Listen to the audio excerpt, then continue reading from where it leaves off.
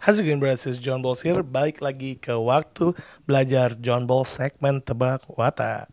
Banyaklah yang emang udah minta dari anime satu ini, yaitu apalagi kalau bukan One Piece. One Piece. Apalagi One Piece Red udah mau keluar di Indonesia. Jadi kita langsung aja bahas hari ini tentang One Piece, watak-watak karakter One Piece, khususnya kru bajak laut topi jerami atau Straw Hat Pirates atau Kaizoku Mugiwara Kaizoku, apa sih namanya, ya gitulah. Jadi tunggu apa lagi, langsung aja kita gomu-gomu. Let's go. It's John Balls here.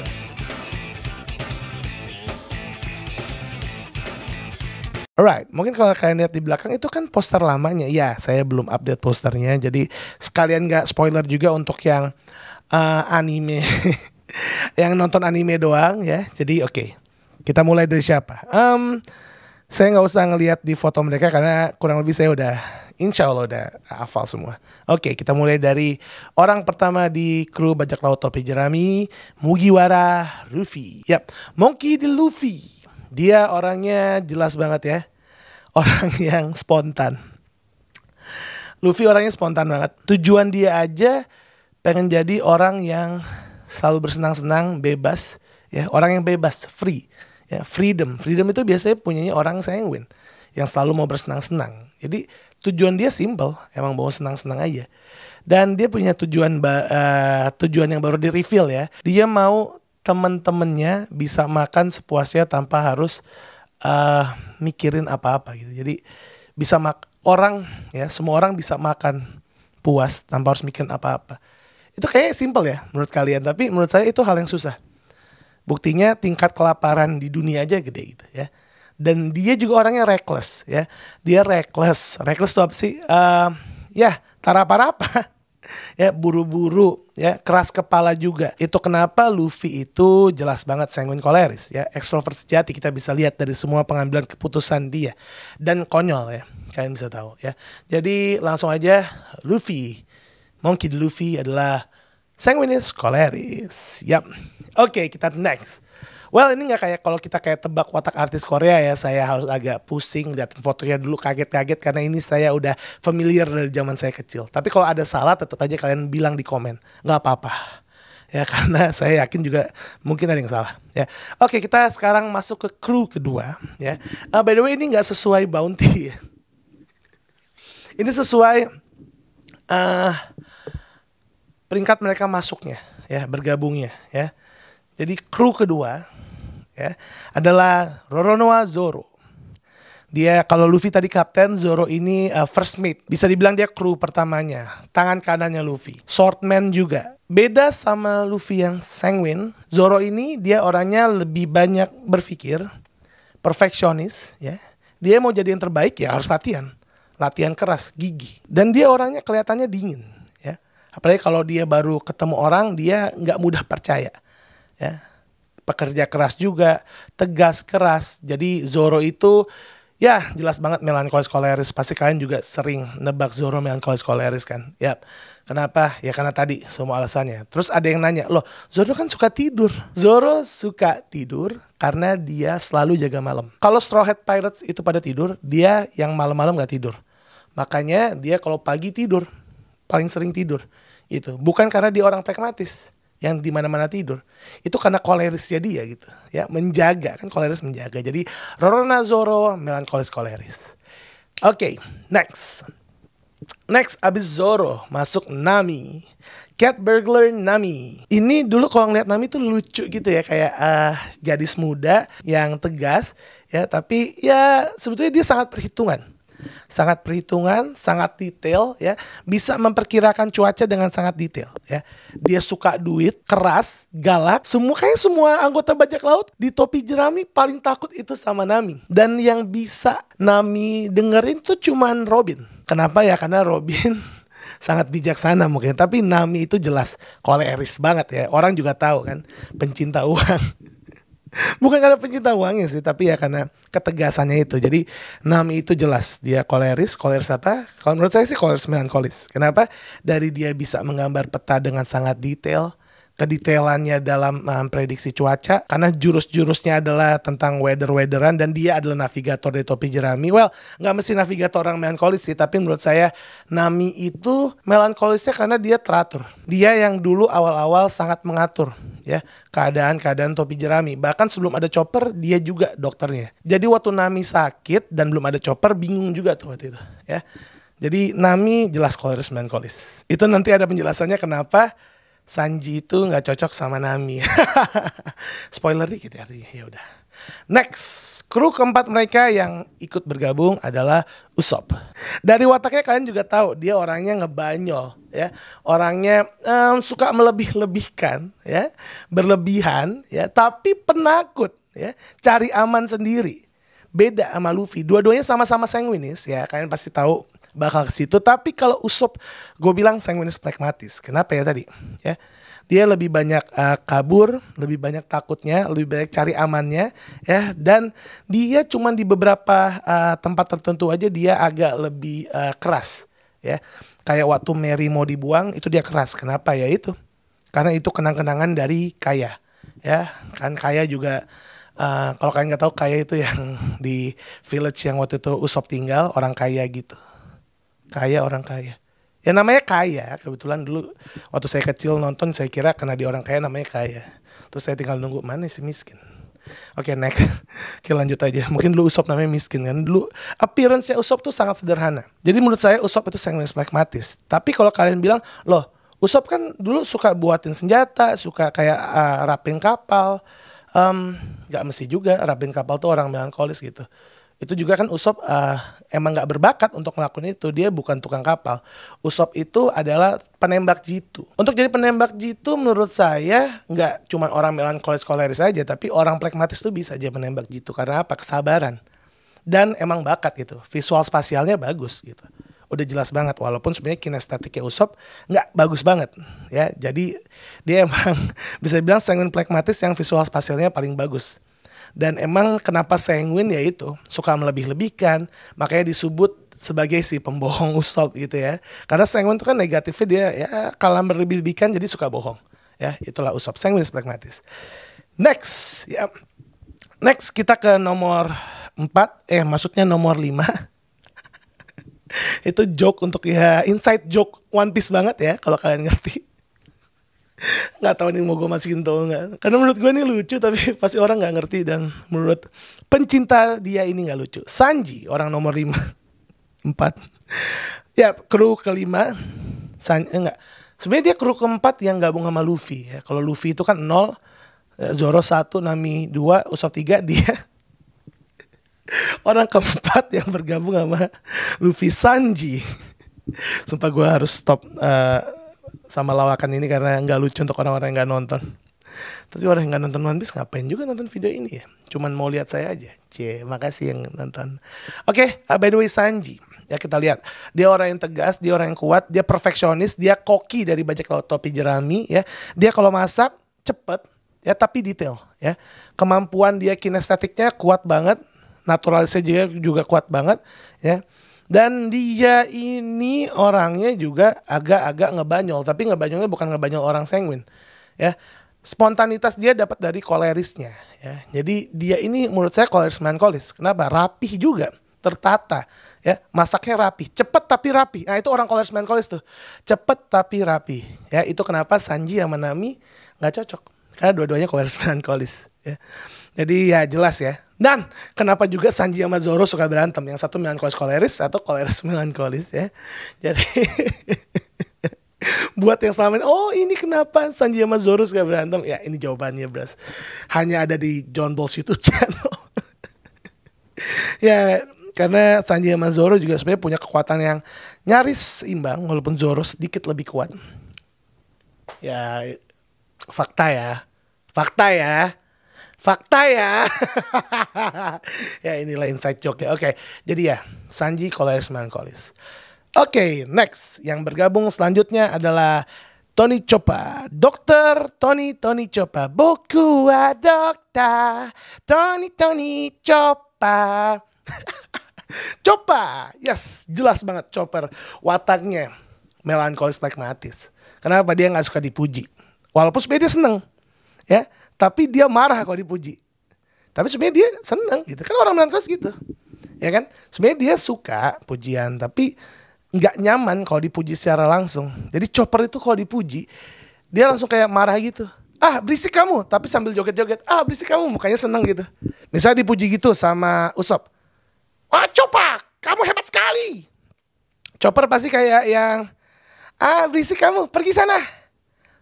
Tapi sambil seneng gitu kan mukanya. Ya, tapi kenapa saya bilang melankolis? Kenapa? Karena dia selalu ngumpet. Ya, dia selalu ngumpet kalau baru ketemu orang pertama kali. Waktu awal ketemu Nami aja, waktu Nami lagi sakit, dia ngumpet-ngumpet dulu gitu. Mungkin ada yang nanya, oh itu karena masa kecilnya dia dijauhi ya. Tapi dulu waktu dia sebelum dijauhi juga dia kan pengen mencari teman, ya. Bukan karena dia orang sanguin mau berteman, senang berteman, hebat dalam berteman, tapi karena dia sendiri, jadi dia mencari teman. Dan emang dia juga detail juga sebagai dokter dari Straw Hat Pirates, ya. Dan banyak kan dia emang detailnya dan melakukan hal semua dengan pelan-pelan, nggak keburu-buru, ya. Jadi itu kenapa dia melankolis. Dan kenapa dia melankolis flekmatis? Karena dia gampang percaya. Di antara semua kru, yang paling sering percaya sama bohongnya Usopp itu dia. Kayak anak kecil gitu lah, gitu. Kayak Usopp sering banget bohongin Chopper gitu. Dan ciri-ciri orang flekmatis itu dia kalau udah marah ya marah banget gitu, kayak Chopper gitu. Kalau lagi marah dia bisa jadi kuat, dia bisa terdesak, dia bisa jadi kuat gitu. Itu Chopper gitu, ya. Dia dokter bajak laut topi jerami. Oke, sekarang kita next ke arkeolog topi jerami. Yap, yang banyak banget suka karena sifatnya yang sangat baik dan sangat banyak sekali yang suka karena sifat yang sangat baik dan bijaksana. Nico Robin. Awalnya Nico Robin tampil sebagai penjahat, ya, sebagai wakil ketua dari anggota Baroque Works yang dipimpin oleh Mr. Zero Crocodile. Mr. Zero Crocodile, ya. Dulu dia, ya, kenapa dia bisa ada di organisasi penjahat? Karena dia dari kecil udah selalu diburu sama bajak laut, ya, diburu bajak laut. Dia orangnya gemar membaca, telaten dalam membaca, sabar, ya, baik hati. Tapi karena dia kecilnya keras, dari kecil udah dikejar-kejar bajak laut, jadi dia seperti dingin, ya, seperti orang koleris. Padahal enggak. Saya yakin Nico Robin tuh melankolis flekmatis. Dan pemerintah dunia sangat takut dengan Nico Robin. Kenapa? Karena kemampuan dia dalam membaca poneglyph, ya. Di One Piece itu ada kayak sebuah tulisan yang cuma bisa dibaca beberapa arkeolog. Dan di pulau itu arkeolog semua dibunuh. Yang bisa kabur cuma Nico Robin. Dan dia bisa baca poneglyph yang di situ ada tulisan-tulisan dari Joy Boy. Dan juga tulisan-tulisan yang memberikan info tentang senjata-senjata ancient kuno. Senjata-senjata rahasia ancient kuno, ya, gimana lah terserah. Jadi dia sangat ditakuti. Jadi dia dari kecil mencoba untuk survive, kabur-kabur, ya. Akhirnya dia kelihatan orang yang dingin. Padahal sebenarnya dia melankolis flekmatis, kelihatan. Semakin dia bergabung sama topi jerami, kelihatan dia kemampuan dia melindunginya karena kekuatan flekmatis ya, bukan koleris ya gitu. Jadi kalau melankolisnya jelas ya, dia kelihatan tenang, baca buku, paling pinter lah ya. Jadi yang pinter tuh di topi jerami tuh ada Nico Robin, Nami sama Sanji sebetulnya ya, 3 itu. Terus ada Brook sama Frankie nggak terlalu gitu, ya gitu-gitu lah ya. Terus sisanya yang bodoh ya. Dokternya juga termasuk bodoh sih. Tapi ya nggak sih, Chopper tuh konyol, aneh doang gitu lah. Jadi Nico Robin melankolis flekmatis. Oke, next kita ke Cyborg Frankie. Cyborg Frankie adalah shipwright atau tukang kayu, tukang kapal dari bajak laut topi jerami. Yap. Oke, jelas banget. Dia wataknya suka bersenang-senang, wataknya nekat ya. Saya yakin Frankie ini sebetulnya orang koleris sanguinis. Ya, tapi kenapa dia bisa rapi pekerjaannya, ya, rapih jadi tukang kayunya, detail banget gitu, karena terlatih dari kecil, dilatih sama tukang kayu yang emang melankolis, yaitu Tom. Nah, si Frankie ini jadi selain bakat ya, sama pelatihan dari kecil, jadi walaupun wataknya nggak ada melankolisnya, jadi dia bisa agak lebih perfeksionis. Tapi bisa kita lihat dari desain Thousand Sunny pun kelihatan nih sanguinnya kan, walaupun yang ngasih nama Iceberg Thousand Sunny, ya. Kalau Frankie maunya namanya lebih aneh lagi, Battle Frankie kan, selalu Battle Frankie. Itu kan sanguin banget, ngasih namanya Battle Frankie gitu. Dan dia selalu bergaya super, super, ya gitu-gitu. Gue lupa kayaknya Frankie masih. Pokoknya dia selalu bergaya, ya. Dan orangnya santai banget sebetulnya. Santainya dari sanguine ya, tapi ya keras kepala juga. Awal-awal dia juga dipotretkan sebagai penjahat, sebagai orang bawah tanahnya Water Seven, ya, penjahat bawah tanah Water Seven, Frankie. Dulu nggak akan nyangka kalau tukang kayu yang bakal masuk ke Straw Hat Pirate itu Frankie. Karena dulu ngiranya tuh bakal siapa sih, pokoknya nih orang nih. Karena kelihatan gitu kayak, wah nih orang baik nih, kayaknya dia bisa. Dan jago berantemnya juga lumayan jago gitu. Ternyata Frankie. Karena apa? Ternyata Oda itu, ya, Eiichiro Oda emang jenius sih. Dia emang udah kayak mempersiapkan kalau Frankie ini emang bakal jadi Straw Hat Pirate dari awal. Dia yang pernah baca tentang blueprint Pluton. Dia juga, ya pokoknya intinya dia orang Choler Sanguinis sih. Ya, jadi orang Choler Sanguinis yang kekuatan visual spasial, kinestetiknya bagus, ya, jadi rapih lah pekerjaannya. Oke, jadi tentang Frankie sekarang kita lanjut ke musician, ya, seorang musisi dari toko bajak laut topi jerami, Brook. Yup, Brook. Brook ini agak menarik ya.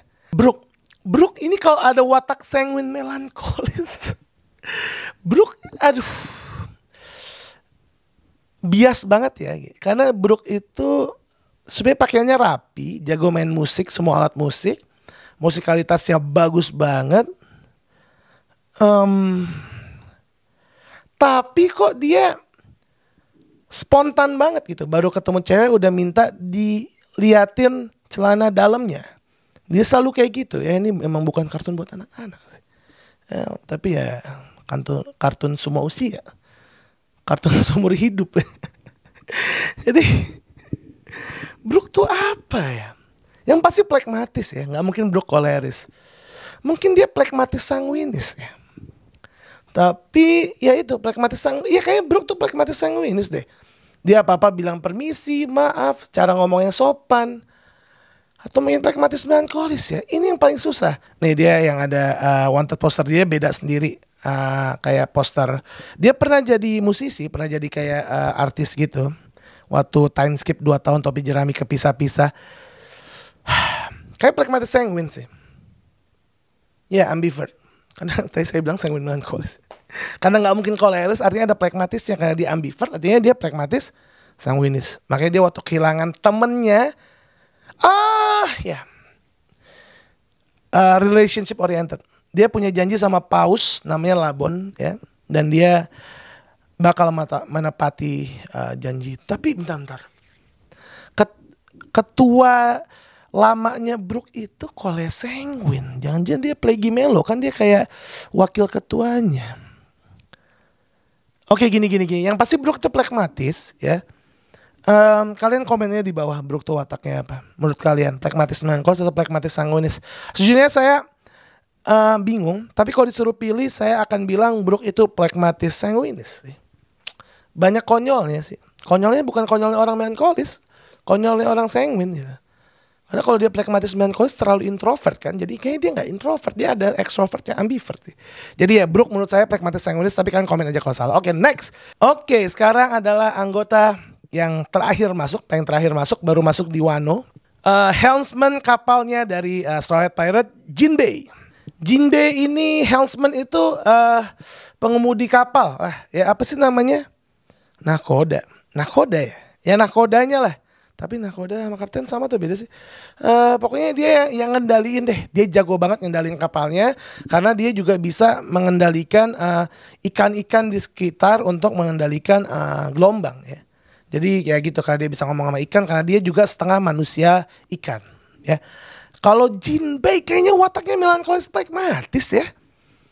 Tapi dia karena udah paling tua juga, paling senior, mantan si Chibukai, jadi kelihatan ada kolenya gitu. Tapi kayaknya dia melankolis plekmatis.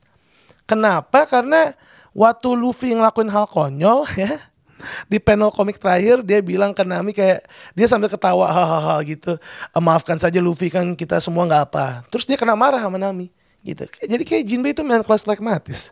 Dia pemberani tapi bukan pemberani yang nekat gitu. Dia berani karena dia emang nggak takut apapun. Dia nggak takut apapun karena emang dia sudah melewati hal-hal yang lebih menakutkan gitu. Karena konflik manusia dan manusia ikan gitu. Jadi menurut saya Jinbei itu melankolis pragmatis. Jadi ya kalian kalau nggak setuju komen aja di bawah ya. Selain karena dia emang jago mengendalikan kapal juga kan. Kalian mikir yang jago nyetir kan orang koleris. Tapi Jinbei itu kesabarannya sih pragmatis ya. Kenapa melankolis ya, sanguin kayaknya nggak akan serapi itu ya nyetir kapalnya. Jadi menurut saya Jinbei melankolis pragmatis ya. Ya kalian kalau mikir ada yang salah nggak apa-apa, komen aja di bawah. Jadi gitu, Luffy sanguin koleris, Zoro melankolis koleris, Nami koleris melankolis, Usopp sanguin pragmatis, Sanji atau Yonji gitu. Yonji mah adanya. Sanji, gue harus stop sama lawakan ini. Sanji koleris melankolis, Choppa melankolis pragmatis, Robin melankolis pragmatis, Franky koleris sanguinis, Brook pragmatis sanguinis, dan Jinbei melankolis pragmatis atau malah pragmatis melankolis Jinbei. Ya, jadi itu aja dari saya, bros. Thank you for watching. Itu untuk kalian yang minta untuk analisa watak dari Straw Hat Pirates. Nanti kita bakal tebak watak-watak Marin, watak-watak si Chibukai dan lain-lainnya. Thank you for watching. Amat bros. Let's go. Oh ya salah. Let's go. Go!